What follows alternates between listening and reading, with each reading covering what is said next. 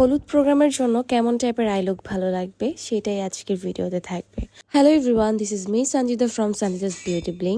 তো ফার্স্টে হচ্ছে আই লুকটা করে নিব।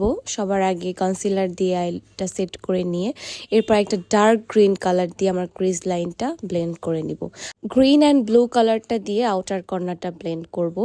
তোমরা যারা step by step eye look শিখতে চাও বা একটা বেস মেকআপ শিখতে চাও, তোমরা কিন্তু আমার কাছে ক্লাস করতে পারো।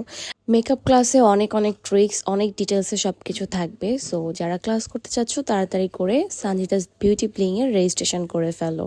আর যারা এই আই লুকটা শিখতে চাচ্ছ, তোমরা চাইলে ভিডিওটা শেয়ার করে তোমাদের টাইম লাইনে রেখে দিতে পারো, তাহলে কিন্তু দেখে দেখে এই টাইপের আই লুক করতে পারবা।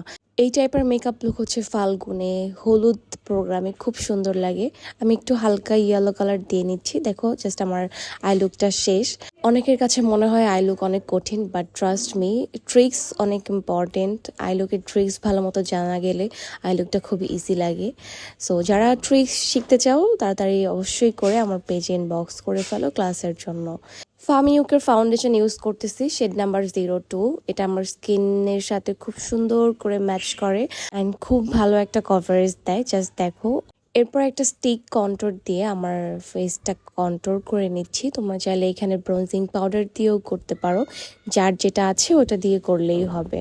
প্রত্যেকটা লুকের সাথে আমি এত কনফিউজড থাকি যে কোন লিপস্টিক ইউজ করবো, আসলে মাথায় কাজ করে না।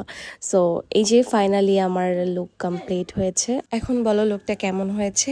নেক্সটে তোমরা কেমন টাইপের লুক দেখতে চাও সেটা জানাতেও কমেন্ট সেকশনে ভুলবে না। And by the way, thanks for watching. Tata, bye by.